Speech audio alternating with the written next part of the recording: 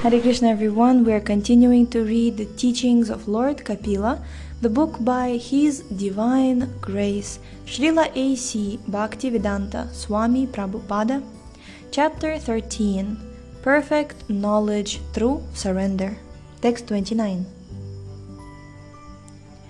Yo yogo bhagavad bhano nirvanam tmam stvayoditaha kidrishah kati changani yatastattava vabodhanam. Translation. The mystic yoga system, as you have explained, aims at the Supreme Personality of Godhead and is meant for completely ending material existence. Please let me know the nature of that yoga system. How many ways are there by which one can understand in truth that sublime yoga? Okay, may I remind you that this is Devahuti questioning her son Kapila Deva. Purport. There are different kinds of mystic yoga systems aiming for different phases of the Absolute Truth. The Jnana Yoga system aims at the impersonal Brahman effulgence, and the Hatha Yoga system aims at the localized personal aspect, the Paramatma feature of the Absolute Truth. Whereas Bhakti Yoga, or devotional service, which is executed in 9 different ways, headed by hearing and chanting, aims at complete realization of the Supreme Lord. There are different methods of self-realization, but here Devahuti especially refers to the Bhakti Yoga system, which has already been primarily explained by the Lord. The different processes of the Bhakti Yoga system are hearing, chanting, remembering, offering prayers, worshipping the Lord in the temple, accepting service to Him, carrying out His orders, making friends with Him, and ultimately surrendering everything for His service. The word Nirvanatman is very significant in this verse. Unless one accepts the process of devotional service, one cannot end the continuation of material existence. As far as Jnanis are concerned, they are interested in Jnana Yoga. But even if one elevates oneself after a great performance of austerity to the Brahman effulgence, there's a chance of falling down again in the material world. Therefore, Jnana Yoga does not actually end material existence. Similarly, regarding the Hatha Yoga system, which aims at the localized aspect of the Lord, Paramatma, it has been experienced that many yogis, such as Vishwamitra, fall down. But Bhakti yogis, once approaching the Supreme Personality of Godhead, never come back to this material world, as confirmed in the Bhagavad Gita. Yad gatvana nivartante. Upon going, one never comes back. Tyaktva deham punarjanma naiti. After giving up this body, he never comes back again to accept a material body. Nirvana does not finish the existence of the soul. The soul is ever existing. Therefore, Nirvana means to end one's material existence. And to end material existence means to go back home, back to Godhead. Sometimes it is asked how the living entity falls down from the spiritual world to the material world. Here is the answer.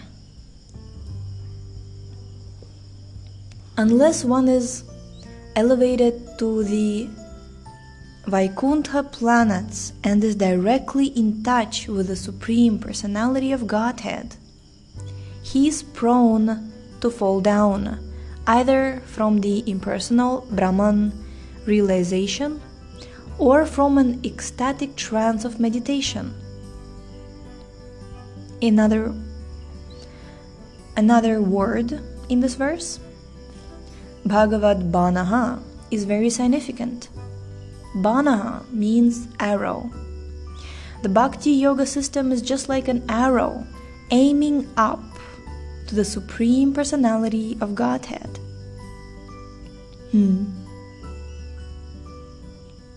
The Bhakti Yoga system never urges one toward the impersonal Brahman effulgence or to the point of Paramatma realization. This bana, or arrow, is so sharp and swift that it goes directly to the Supreme Personality of Godhead, penetrating the regions of impersonal Brahman and localized Paramatma. We must understand the Supreme Person, Tattvataha, in truth. Generally, people are not interested in knowing about God or their relationship with Him. However, the entire Vedic instruction is for this purpose. First of all, we have to know God. Then we have to know our relationship with God. The next step is acting on the basis of that relationship. Krishna states that out of many millions of people, one may be interested in knowing the purpose of life.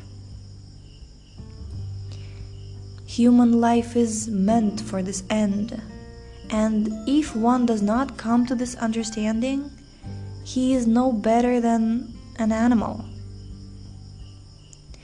We not only have to understand God and our relationship with Him, but also how to act in that relationship. In this way, we can perfect our lives.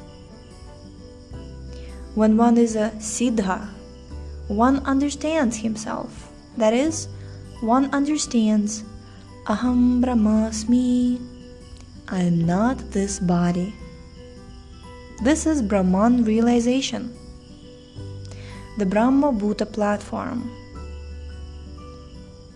When one attains this stage, he becomes very happy. However, we must progress beyond this and come to the platform of Bhakti Yoga. On that platform, there is variety and Ananda, bliss. As stated previously, we are seeking spiritual variety.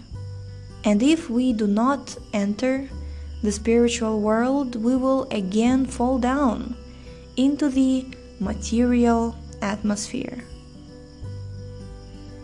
The varieties of the spiritual world are mentioned in the Brahma Samhita 5.29 to 30.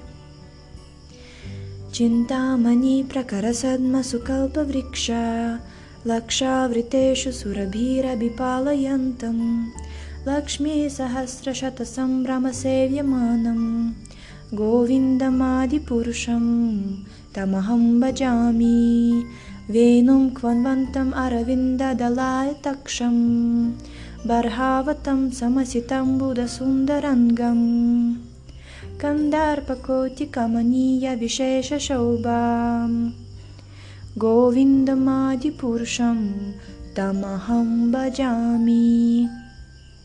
Quote, I worship Govinda, the primeval Lord, the first progenitor, who is tending the cows, yielding all desires in abodes built with spiritual gems and surrounded by millions of purpose trees. He is always served with great reverence and affection by hundreds and thousands of goddesses of fortune. I worship Govinda, the primeval Lord, who is adept in playing on his flute, with blooming eyes like lotus petals, with head decked with peacock's feather, with a figure of beauty tinged with the hue of blue clouds, and his unique loveliness charming millions of cupids." Unquote. We should not consider Krishna's form to be imagined by some artist. He is described in the Vedas as Venum Kvanvantamaravinda Dalaya Taksham. He plays a flute, and his eyes are like the petals of a lotus flower. He wears a peacock feather, and his complexion is very beautiful, like a dark cloud. He is so beautiful that he attracts many hundreds of thousands of cupids. Kandarpakoti Kamaniya Vishesha Shobham. These are descriptions of Govinda found in the Shastras. In the material world, we are simply chewing the chewed, throwing it away, picking it up, and then chewing it again. Spiritual variety is not like this. Spiritual variety is Anandam Buddhi Vardhanam. It is constantly increasing. It is even greater than the ocean, because the ocean does not increase. The shores of the ocean are set. They have certain limits. However, the ocean of bliss is constantly increasing. The more we enter into that spiritual bliss, the more we become joyful. The young people in the Hare Krishna movement chant the Hare Krishna mantra all the time. If this mantra was material, how long would they chant it? It is not possible to chant a material name for very long before the chanting would become hackneyed and very tiresome. No one could be satisfied simply by chanting Hare Krishna unless Hare Krishna itself was spiritual. We may chant Mr. John, Mr. John, Mr. John, but after an hour we will be fed up. However, the more we become spiritually advanced, the more bliss we will derive from chanting Hare Krishna. We can experience Ananda perfectly in the association of Krishna. Jai. We're going to stop here for today. Thank you so much for tuning in. The link to this book is in the description. Please check out our website shravanamdiaries.com, and we shall see you tomorrow. Hare Krishna.